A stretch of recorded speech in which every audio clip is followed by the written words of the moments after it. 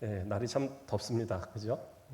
덥지만 또 하나님께서 주시는 말씀으로 은혜 받고 또 주신 말씀이 우리 가운데 차곡차곡 쌓여지면 또 하나님께서 주시는 그런 은혜로 우리의 삶 가운데 더 풍요롭고 또 평안한 그런 삶이 이루어질 줄 믿습니다. 오늘 말씀의 제목은 아그리파 왕 앞에 선 바울이라는 죄송합니다. 베스도와 아그리파 앞에 선 바울, 이 제목으로 함께 말씀을 나누고자 합니다. 바울은 그 이전 이야기를 좀 해드리면 예루살렘에서 이제 잡혀서 천부장에게 구출을 당하고 그러나 천부장이 이제 감당할 수 없어서 그 가이사랴에 있는 총독 베릭스에게 보냅니다. 그래서 베릭스는 그를 이렇게 보고 그의 이야기를 나누고 그 변론을 들었을 때 죄가 없다는 걸 알았어요. 그러나 유대인들이 그에 대해서 고발한 이 사건을 그냥 무시할 수 없는 것은 가이사랴에 있는 이 총독이 이 예루살렘까지 유대 전 지역을 함께 다스리고 있기 때문에 그 관할 지역 안에서 소동이 났을 때 그 책임을 본인들이 져야 되거든요. 그렇기 때문에 유대인들의 그런 어떤 고발을 무시할 수 없어서 그냥 2년 동안 구류 상태로 놓고 판결을 내리지 않았어요. 판결을 내리지 않고 계속 시간을 보내고 있었던 겁니다. 뿐만 아니라 이 베릭스 총독은 기독교에 대해서 좀 우호적인 생각을 가졌던 거예요. 그래서 그 내용을 바울을 통해서 자주 듣고 때로는 좀 무서운 그런 예언의 말씀들을 이야기할 때는 상당히 이제 두려움도 느끼고 그 정도로 그랬는데 이제 본인이 이제 떠날 때가 됐습니다. 그러면 해결을 해주고 가야 되는데 다음 총독인 베스도한테 그냥 넘겨버리고 가요. 그러니까 다음 총독인 베스도는 영문도 모르고 그냥 바울을 떠밀어 버린 겁니다. 그래서 바울이 뭐 왜 이 사람은 오랫동안 있는지 이런 걸 전혀 모르는 거예요. 그러고는 이제 베릭스는 은근슬쩍 그냥 맡기고 도망가 버렸습니다. 그래서 이제 베스도는 이 사람을 맡았는데 그리고 우선은 이제 뭐 그걸 신경 쓸 겨를도 없이 이제 한 3일이 지났을 때 이 사람도 이제 이 예루살렘을 가서 살펴봐야 되니까 자기가 이 책임져야 되는 지역이니까 오자마자 하루를 보내고 그리고 바로 이제 예루살렘을 출발을 한 겁니다. 그래서 3일째 되는 날에 이제 예루살렘에 도착해서 그곳의 사정들을 이렇게 살피고라고 하는 거예요. 근데 이제 이 새로운 총독이 왔으니까 나머지 이제 그러니까 유대인들이 이제 이야기하는 겁니다. 아니 도대체 그 바울은 언제까지 잡아놓으시고 이게 판결을 안 해줍니까? 그 사람 이 예루살렘으로 데려와서 여기서 다시 재판하고 좀 판결 좀 해주십시오라고 이렇게 요청을 하는 거예요. 그런데 이제 이 베스도는 이게 뭔 내용인지 정확하게 잘 모르거든요. 지금 전혀 알지 못한 상황이니까 그 사람이 지금 가이사랴에 구류가 돼 있고 나도 곧 그 다시 가이사랴로 가야 되니까 그때 당신이 고발할 내용들이 있으면 나를 따라가서 거기 가서 나를 함께 고발하고 거기서 이제 재판을 합시다 이렇게 이야기를 해요. 사실 이제 예루살렘으로 어쨌든 데려오려고 그 유대인들이 하는 이유는 그 예루살렘으로 오는 도중에 급습해서 그 바울을 죽이려는 계획을 갖는 거예요. 바울은 실질적으로 어떤 종교적이거나 정치적으로 죄를 진 게 없거든요. 물론 이제 이방 지역에서 복음을 전하면서 유대인들과 서로 이렇게 다툼은 있었지만 부활에 대해서 이야기하고 물론 예수 그리스도에 대해서 얘기하는 것이 본인들의 입장에서는 이단으로 보일지 모르지만 메시아를 기다리는 것은 유대인들의 공통적인 상황이었고 그리고 부활에 대한 이야기는 사두개인과 그 바리새인들이 서로 논쟁을 하듯이 바리새파 사람들은 부활을 분명히 인정을 하고 메시아가 오면 부활의 역사가 일어날 거라는 것을 그들은 믿고 있었어요. 이사야의 뭐 이런 예언이라든가 또 여러 가지 말라기의 이런 메시아의 오실 예언에 대한 것 이런 것들을 다 믿고 있는 것이 바리새인들이었기 때문에 바울의 전하는 내용 자체에서는 사실은 크게 문제 삼을 게 없었던 겁니다. 그냥 유대인들과 서로 반대할 뿐이지 또 바울이 워낙 유대 율법에 능통한 사람이기 때문에 그렇게 빈틈을 주지 않아요. 그러니까 이제 그런 상황에서 잡혀 있으니까 어떻게든 다른 방법을 통해서 바울을 죽이려 하는 것이 유대 지도자들의 계획이었었거든요. 그런데 이제 이 베스도도 그 말을 들어주지 않고 여기서 이제 예루살렘에서 한 8일 정도에서 한 9일 정도 그렇게 지낸 다음에 이제 가이사르로 내려갔습니다. 내려가서 바로 그 다음 날 이제 재판을 하는 거예요. 그래서 그러면 이제 이 양쪽을 놓고 바울을 놓고 이 사람들을 데려다 고발하는 유대인들을 데려다 놓고 둘이 이제 고발하시오. 해서 이제 유대인들이 고발을 하는데 뭐 이야기를 하는데 전혀 뭐 우왕좌왕하는 거예요. 뭐 종교적인 거, 또 정치적인 거 고발을 하는데 이전에도 마찬가지지만 이번에도 특별하게 어떤 죄목을 이렇게 특정할 만한 그런 어떤 증거가 없는 거예요. 전혀 증거를 제시 못하니까 이 다음 총독인 이 베스도도 바울에게 어떤 책을 잡기가 어려운 겁니다. 그래서 바울 당신이 한번 변론하쇼. 근데 바울이 또 이제 그 상황을 설명을 하죠. 나는 전에도 말했지만 내가 무슨 정치적으로 또는 뭐 종교적으로 이런 죄를 범한 게 전혀 없다. 이렇게 얘기를 하고. 그런데 이제 이 상황들이 계속 이제 서로 옥신각신하니까 이 베스도의 생각에 지금 뭐 자기가 생각해도 바울에겐 죄가 없어요. 그랬는데 이 유대인들이 이렇게 강력하게 얘기하는 것은 유대인의 율법에 그 유대인들의 율법에 의해서 뭐가 죄가 있나 보다. 이제 그렇게 짐작을 한 거예요. 자기는 전혀 유대인의 율법에 대해서 모르는 겁니다. 왜냐하면 로마에서 파견돼서 이제 그 3일에다가 열을 하면 한 열 며칠, 한 보름밖에 안 된 거예요. 지금 부임한 지가.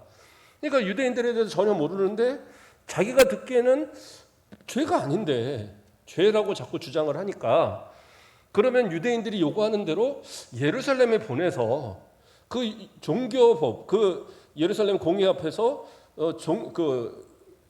예루살렘의 사내들인 공회, 그 공회 앞에서 한번 재판을 받게 하는 것도 괜찮겠다. 그 생각이 든 거예요. 그래서 바울한테 제안을 합니다. 바울, 당신 예루살렘에 가서 한번 재판받는 게 어떻겠느냐. 내가 친히 같이 가서 내가 주재를 할 테니까 예루살렘에 한번 올라와서 저들의 요구들을 한번 그렇게 재판을 받아보는 게 어떻겠느냐. 이렇게 이제 제안을 합니다. 예. 그러니까 바울한테 함부로 못 대하는 이유는 바울이 로마 시민권을 가졌다는 걸 알고 있거든요. 그러니까 때문에 이전 총독도 함부로 못했지만 지금 베스도도 함부로 할 수 없는 거예요. 유대인이지만. 그렇기 때문에 이제 정중하게 물어본 거예요. 이렇게 하면 어떻겠느냐. 근데 이제 바울은 거기서 단호하게 이제 거절을 합니다. 예. 나는 종교적으로 죄를 범한 게 없다. 분명히 보지 않았느냐. 그리고 난 정치적으로도 죄진 게 없다. 그러나 만약에 내가 죄를 묻는다고 한다면 종교적인 면에서는 아무 죄를 당신이 발견하지 못했으니까 내가 지금 가이사 앞에서 재판을 받는 거니까 가이사의 법정에서 나는 계속해서 재판을 받는 게 맞다. 그렇게 이제 주장을 하는 거예요. 그러니까 만약에 당신이 나를 재판할 수 없다면 나를 가이사에게 저 로마로 보내라. 그러면 내가 그곳에서 재판을 제대로 받겠다. 지금 이렇게 주장을 해버리는 거예요. 그러니까 이 바울의 말은 이제 일리가 있는 겁니다. 왜냐하면 로마 시민권을 가졌기 때문에 그가 아무리 유대인이라고 해도 유대 이 법정에서 그러한 어떤 일을 받을 필요가 없거든요. 예. 그러니까 우리나라에서도 마찬가지죠. 우리나라 안에 있지만 만약에 미국 시민권을 가진 사람이다. 그러면 그 사람은 미국 법이 우선입니다. 우리 아무리 혈통이 우리나라 그래도 미국 법을 갖고 있으면 그 미국 시민권을 갖고 있으면 그 사람은 미국 법에가 우선이에요. 물론 우리 지역에서 뭔가 우리한테 죄를 범하면 우리나라한테서 뭔가 죄를 범하면 이 나라 법에 따라서 분명히 형벌은 받습니다. 재판도 받지만 그러나 이 사람에 있는 어떤 죄가 미국에 관계된 거다. 그리고 미국 시민권을 가졌다. 그러면 그 사람은 미국에서 요구를 해서 이 사람은 우리한테 송환해 주십시오. 그러면 어떻게 해요? 우리는 여기서 잡아서 미국으로 송환해야 돼요. 그 사람이 아무리 뭐 한국의 어머니 아버지가 한국 사람이고 필요 없어요. 왜냐하면 미국 시민권을 가졌으니까 미국 사람인 거예요. 그러니까 그런 것처럼 바울은 지금 로마 시민권을 가졌기 때문에 그가 나는 재판을 로마에서 받겠다 하면 그걸로 더 이상 재판 진행될 이유가 없는 겁니다. 그래서 베스도는 그러면 알겠다. 우리 좀 시간을 두고 내가 생각해 보겠다. 그리고 이제 넘긴 거예요. 그리고 이제 참 고민이 되는 상황입니다. 이걸 어떻게 해야 되나. 이제 고민을 하고 있는 그때에 그때 이제 며칠이 지나서 누가 오느냐? 인근의 지역에 있는 이 아그리파 2세가 자기 동생 버니게와 함께 이제 방문을 합니다. 지금 이제 이 아그리파 2세는 여기서는 아그리파 왕이라고 나오는데 아그리파 2세는 누구냐 하면 아그리파 1세의 아들이에요. 그러니까 아그리파 1세는 유대 그 분봉왕으로서 유대 지역을 다스렸던 왕인데 그런데 이 이제 아그리파 1세가 좀 일찍 죽었어요. AD 한 44년 정도에 죽습니다. 그랬는데 이 죽었을 때에 그 아들이 이제 보통은 이어받는데 이 아그리파 2세가 헤롯 아그리파 2세거든요. 헤롯 아그리파가 2세가 한 17살밖에 안 됐대요. 그러니까 이 왕으로서 지역을 다스릴 만한 그런 나이치고는 너무 어린 거예요. 최소 20살은 넘어야지. 17살은 너무 어리다 생각한 거예요. 그래서 로마에서 그에게 왕권을 주지 않았어요. 그리고 이제 로마 본토로 가서 거기서 이제 다른 직을 받다가 그러다가 이제 황제가 그가 이제 나이가 좀 뭐 한 20 몇 살 됐을 때에 AD 한 50년경에 누굽니까? 그러니까 헤롯 아그리파 1세의 형제죠. 형제인 헤롯 2세 그 왕이 그러니까 갈기스 지역이라고 그래서 이 가이사랴 지역보다 약간 위쪽에 있는 지역을 다스리는 왕이 있었어요. 그런데 그 사람이 죽은 거예요. 죽으니까 그 그러니까 삼촌이죠, 한마디로 삼촌이 다스리던 지역을 이 이제 아그리파 2세에게 준 거예요. 그런데 그 삼촌은 누구냐? 이제 바로 이 여동생 버니게의 남편이었어요. 그래서 버니게가 미망인이 됐잖아요. 미망인이 되니까 그 오빠의 집에서 함께 이게 주거를 했던 겁니다. 그래서 마침 그때의 상황, 물론 이제 아그리파 2세는 이후에 갈릴리 지역과 또 여러 지역을 함께 다 다스리는 상당히 넓은 지역을 다스리는 그러한 왕이 됐고 상당히 친로마의 어떤 성향을 갖고 있어서 유대가 나중에 이제 AD 16년에 망한 때에도 그때에도 역시 계속해서 친로마 그런 정책을 폈던 그러한 사람이 바로 이제 이 헤롯 아그리파 2세입니다. 그런데 이 헤롯 아그리파 2세가 이제 새로 총독이 바뀌었다고 하니까 가이사랴 지역이긴 하지만 그 바로 인근 지역이기 때문에 문안차 온 거예요. 예. 그러면 총독과 그러면 그 지역 분봉왕이 누가 더 높냐? 그거는 이제 사실은 좀 애매한 상황입니다. 서로 높고 낮음에 대한 개념이 서로 없지만 그러나 이제 이 아그리파 2세는 그런 어떤 친로마 성향이 강했고 로마에게 잘 보여야 된다는 어떤 그런 입장이 항상 있었기 때문에 로마에서 직접 파견한 총독이기 때문에 그런 어떤 예우 차원에서 문안 방문을 하게 된 겁니다.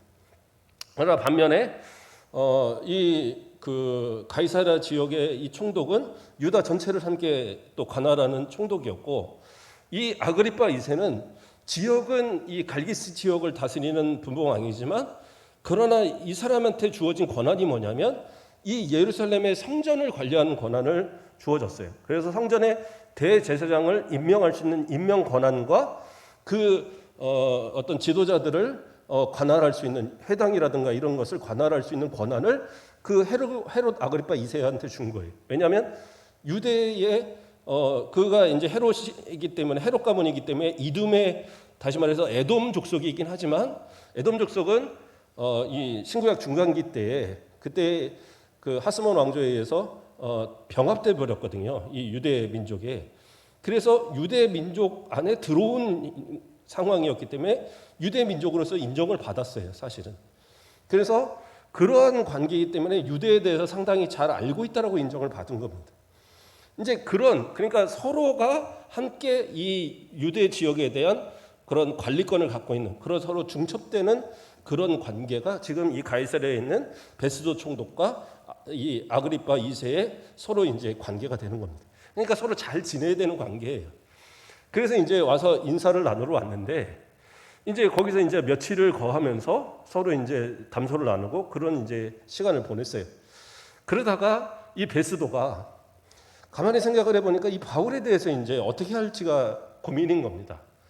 분명히 볼 때는 아무 죄가 없는데 근데 유대인들은 자꾸 이 사람을 죽여야 된다고 자꾸 그러고 자꾸 재판을 더 해달라고 그러고 또 이 사람은 또 바울은 자기는 저 가이사한테 상소할 테니까 나 로마로 보내달라고 그러고 그러니까 이러지도 저러지도 못하고 이제 그런 상황에서 이 아그리파 2세가 마침 왔기 때문에 이 아그리파 2세한테 이야기를 하는 거예요. 아그리파 내가 고민이 있는데 이 사람을 도대체 어떻게 해야 할지 모르겠습니다. 하고 이제까지 사정을 쭉 설명을 해요. 그런데 사실 이 아그리파 2세도 유대 지역을 다스리는 권리 권한을 갖기는 했지만 아까도 말했지만 그가 어린 나이에 어쨌든 그 지역을 떠났고 그리고 로마에서만 지내다가 지금 갈기스 지역으로 왔기 때문에 사실은 유대도 잘 몰라요, 이 사람도. 그래도 좀 알까 해서 질문을 하니까 그러면 나도 한번 만나보고 싶다. 내가 만나서 그 사정 한번 들어보고 판단을 해서 조언을 하겠다. 이렇게 얘기한 겁니다. 그러니까 사실은 베스도 총독에게 있어서 고민은 뭐였느냐면 이 사람을 로마로 보내는 건 큰 문제가 아니었어요. 바울을 로마로 보내는 건 문제가 아닌데 로마로 보낸다는 것은 죄수로서 보낸 거거든요. 죄수로 보낸다고 하면 죄를 써야 되잖아요. 이 사람이 무슨 죄를 썼으니까 그 죄를 고발하니까 가서 이걸 재판해 주십시오라고 보내야 되는데 죄목으로 쓸 게 없는 겁니다. 로마에 대해 무슨 죄를 범했어야 되는데 로마의 죄를 범한 게 없어요. 전혀 없는 겁니다. 무슨 시위를 한 것도 아니고 데모를 한 것도 아니고 전혀 그런 게 없었잖아요. 그러니까 로마의 죄를 물을 게 없고 그러면 유대인들의 죄를 물어야 되는데 유대인들의 죄를 가지고 로마에 상소할 이유가 없는 겁니다. 그건 유대인의 법에 따라서 해야 되는데 이 바울은 유대인이 아닌 거예요. 유대인이지만 로마 시민권을 가졌으니까 유대인이 아니기 때문에 유대인의 법을 가지고 고발을 해서 로마로 보낸다? 이건 말이 안 되는 상황인 겁니다. 그냥 고민할 수밖에 없어요. 자, 그래서 어쨌든 이제 아그리빠와 함께 이 바울을 서로 보기로 하고 그 다음 날이 돼서 이제 정식으로 다시 재판을 하는 겁니다. 재판이라기보다는 어떻게 보면 이제 그 증언을 한번 다시 듣고 싶은 거예요. 그래서 바울을 불러놓고 또 천부장들과 또 이제 그 여러 지역의 어떤 이제 관리들이라고 표현할까요? 그런 관리들을 좀 중요한 관리들을 갖다 불러놓고 그 다음에 이 아그리빠와 또 함께한 버니게가 제대로 차려입고 그러니까 마치 재판장이나 뭐 이런 것처럼 제대로 차려입고 정식 그런 어떤 자리를 딱 만들어 놓고 바울을 불러들이는 거예요. 그러니까 되게 엄숙한 자리를 만들었죠. 엄숙한 자리를 만들어 놓고 바울을 불러놓고 바울에게 이제 다시 물어보는 거예요. 자, 그러면서 이제 베스도가 먼저 이 사람에 대해서 자기가 볼 때는 큰 죄를 범한 게 별로 없어 보이는데 그래도 이 사람을 로마로 보내려고 하면 제목을 써야 되는데 내가 그걸 잘 모르겠다. 그러니까 내가 우리 아그리빠 왕한테 부탁을 했으니까 여러분들도 같이 듣고 한번 판단을 해 주십시오. 이렇게 정식으로 요청을 하고 바울을 증언하게 했어요. 그러니까 이제 이 기회를 통해서 이제 바울은 이제 설명을 하는 겁니다. 그러면서 아그리빠 왕한테 먼저는 아주 예우를 갖춰서 이제 아그리빠 왕이요, 당신은 유대에 대해서 잘 아는 사람인 줄 압니다. 그러니까 오늘 제 말을 듣고 정말 잘 판단해 주십시오. 그러면서 이제 아주 극진히 얘기를 하는 거예요. 그러니까 아주 이제 이 아그리빠는 기분이 좋았죠. 좋아서 그렇게 있으면서 자, 그럼 이제 얘기해 보시오. 그러니까 이제 바울이 자기에 대해서 쭉 이야기를 시작합니다. 뭐라고 이야기합니까? 첫 번째로는 나는 유대인이다. 그러니까 유대인이다라는 걸 먼저 이제 강조를 합니다. 그래서 유대인인데 나는 바리새파로서, 난 유대 율법에 아주 능통한 사람이고 바리새파로서 난 그러니까 부활을 믿는 사람이다. 그래서 내가 지금 고발당하고 막 이렇게 하고 재판을 얘기하지만 나는 율법에 따라서 그 모든 예언되는 예수 그리스도와 그 예언되어진 부활에 대한 것을 나는 이야기했을 뿐인데 내가 억울하게 지금 고발을 당했다. 이제 그 얘기로 시작을 하는 거예요. 그러니까 거기까지는 이제 그래? 그러면서 이제 아그리빠도 끄덕끄덕 했어요. 그 다음에 이제 두 번째는 뭘 얘기하느냐? 이제 그 내용에 대해서 얘기하는 겁니다. 자기가 12지파가 그렇게 사모하는 메시아, 그렇게 간절히 사모하면서 그 언약의 메시아가 오기를 기다렸는데 나도 그걸 기다린다. 부활? 나도 기다린다. 그래서 나는 내가 믿는 그것을 그대로 얘기한 것뿐이다. 그러니까 난 종교적으로 죄진 게 없습니다. 이제 얘기하는 거예요. 그러면서 이제 넘어가는 게 뭐예요? 예수 그리스도에 대해서 넘어가는 거예요. 그런데 내가 그렇게 율법에 열심을 내다 보니까, 그러니까 내가 처음에는 이 예수 그리스도 믿는 사람들을 핍박하고 죽이는데 남겨주고 난 그런 사람이었다. 그런데 내가 다메섹에서 예수 그리스도를 만나고 예수 그리스도의 복음을 받고 나니까 이게 진짜더라. 그러니까 나는 이제 이거를 내가 전하지 않을 수 없는 그런 사람이었다. 이런 식으로 이제 이야기를 하는 거예요. 그래서 사도행전 26장 23절 말씀을 보면, 곧 그리스도가 고난 받으실 것과 죽은 자 가운데서 먼저 다시 살아나사 이스라엘과 이방인들에게 빛을 전하시리라 함이니이다 하니라. 이렇게 이런 이제 복음에 대한 이야기를 쫙 전하는 거예요. 그러니까 이 말을 듣다가 베스도가 거기까지 이제 잘 들었어요. 아그리빠도 잘 듣고 있어요. 그러다가 베스도가 거기서 이제 말을 끊어버려요. 끊고 뭐라고 얘기합니까? 바울아, 내가 미쳤도다. 내가 많은 학문이 너를 미치게 한다. 이렇게 얘기하는 거예요. 그러니까 베스도가 듣기에는 학문으로 본 거예요. 신앙이라기보다는 그게 유대인의 학문을 연구하다가 보니까 이제 이것을 통해서 메시아에 대한 이야기, 그 다음에 부활에 대한 이야기, 그것의 성취자인 예수 그리스도에 대한 이야기, 예수 그리스도가 또 복음으로 막 이런 얘기들을 이제 쭉 얘기하니까 얘가 미쳤구나. 이제 좀 한마디로 이 기독교에 미쳐갖고 저러는구나 하고 정신이 약간 이상으로 이제 한마디로 판단을 하는 거예요. 그러니까 무슨 광신자 이런 식으로. 근데 이제 바울은 얘기합니다. 아니, 난 그러는 거 아니다. 끝까지 한번 잘 들어보십시오.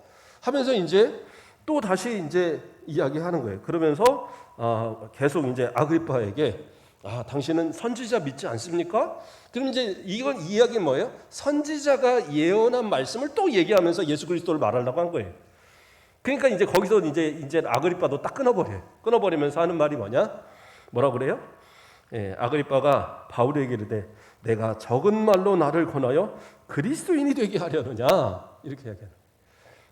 그러니까 지금 자기는 이 사람이 죄가 뭔지를 좀 판단해 주려고 베스도의 부탁으로 이 증언을 듣고, 그리고 이 증언을 통해서 이 사람이 죄가 뭐라는 것을 특정해 갖고 그거 보고서를 만들어 주려고 지금 이 얘기를 듣고 있는데, 바울은 어떻게 해요? 그 기회를 삼아 갖고 이 아그리빠를 전도하려고 하는 거예요. 전도. 그래서 제가 가진 성경에는 여기 제목이 뭐라고 나오냐면 바울이 아그리빠 왕에게 전도하다 이렇게 아예 제목을 이 편집자가 써놨더라고요. 그래서 완전히 지금 전도를 실제로 하고 있는 겁니다. 그런데 왜 바울이 이러한 이야기들을 아그리빠에게 그렇게 아주 세밀하게 설명을 하면서 복음의 제시를 하느냐? 이건 아주 중요한 이유가 있는 겁니다. 아까도 분명히 얘기했지만 이 사람은 무슨 권한을 갖고 있어요? 예루살렘의 성전과 회당에 대한 권한을 가진 사람이 아그리빠 2세. 그러니까 이 헤롯이 만약에 예수 그리스도를 영접한다. 물론 그 조상 헤롯은 그 할아버지 그 증조가 되나요? 그 할아버지는 증조가 아니라 할아버지가 되겠네요. 할아버지는 예수님을 십자가에 못 박은 그런 사람이지만 그것을 이제 예수님을 그 십자가에 못 박은 게 아니라 예수님을 아기 예수를 죽이려고 했던 그런 집안이지만, 그러나 어쨌든 이 헤롯이 회개를 하고 예수 그리스도를 영접하게 되면 그러면 어떻게 돼요? 그렇게 함으로 인해서 이 예루살렘은 기독교인들이 자유를 누리고 더 나아가서는 복음의 어떤 문이 열려지는 기회가 될 수 있는 그런 기회가 된다라고 판단을 한 거예요. 그러니까 그는 자기는 지금 신문을 받는 게 아니라 하나님이 주신 기회로서 이 사람에게 복음을 전해야 되겠다는 그런 생각을 가진 거예요. 그러니까 이 가만히 듣던 아마 이제 분위기가 그랬던 것 같아요. 그냥 그 말에 그래도 어설프게라도 기독교 그 유대교에서 좀 잘 알고 있는 아그리빠였기 때문에 그 아주 이제 관심을 갖고 듣다가 보니까 자기도 모르게 이제 점점 홀리고 있는 거예요. 근데 그 중간에 이제 베스도가 딱 끊어버린 거죠. 그러니까 이제 아이고 이건 아니다. 정신 차리고 네가 나를 전도하려고 하느냐 하고 지금 이제 이렇게 반문하는 상황이 된 겁니다. 그리고 바울은 그래도 더 얘기하려고 하니까 얘기를 딱 끊어버리고 자 우리 일어납시다. 더 들을 것도 없어요. 그리고 이제 다 빠져나갑니다. 그리고 나서 모여서 다시 이야기를 나눈 겁니다. 자, 그러면 저 사람의 죄를 뭐라고 할까요? 베스도가 물었겠죠. 그러니까 아무리 생각을 해도, 그러니까 그들이 서로 이야기하는 것이 뭐였느냐? 이 사람은 사형이나 결박을 당할 만한 행위가 없다. 그러니까 유대의 법으로도 로마 법으로도 전혀 사형은 뭐 건덕지도 없고 결박 당할 이유도 없다. 그런데 뭐예요? 이가 가이사에게 상소했기 때문에 어쩔 수 없이 로마로는 보내야 된다. 그러나 우리가 판단하기에 아그리빠도 베스도도 이 사람은 죄가 없다라고 판단을 했어요. 그러니까 바울은 전혀 죄가 없지만 그 전임 벨릭스도 유대인들 때문에 어쩔 수 없이 인연을 구류시켰고, 지금 베스도도 풀어주고 싶어도 유대인들 때문에 어쩔 수 없이 붙들다가 오히려 이가 상소를 해서 로마로 보내게 됐으니까 속이 시원했던 거예요. 알턴니가 빠진 것 같고, 다만 죄목을 쓸 게 없어서 걱정하면서 지금 이 상황을 만들었지만, 바울은 결국에서는 큰 죄로 인해서 고난을 당하거나 그게 아니라 그가 예수님께서 말씀하신 그 말씀대로 로마에게 와서 복음을 전해야 된다는 그 말씀 그대로 이제 로마를 향하여서 가게 되는 겁니다. 그리고 이제 이 로마에 도착해서 재판받는, 또 로마로 가는 과정은 다음 주에 우리가 이제 마지막으로 이 사도행 전체를 이제 마무리하면서 살펴보도록 하겠습니다. 바울은 목숨을 걸고 어떤 자리에서도 복음의 기회를 삼았어요. 그 자리가 자기에게 불이익이 되든 아니면 유리한 자리든 그거는 관계하지 않았어요. 오직 예수 그리스도의 복음을 전할 수 있는 기회로 삼아서 베스도 앞에서도, 벨릭스 앞에서도, 또 이 아그리빠 앞에서도 담대하게 복음을 전합니다. 저와 여러분이 살아가는 모든 동안에 예수 그리스도가 우리를 통해서 증거되길 원합니다.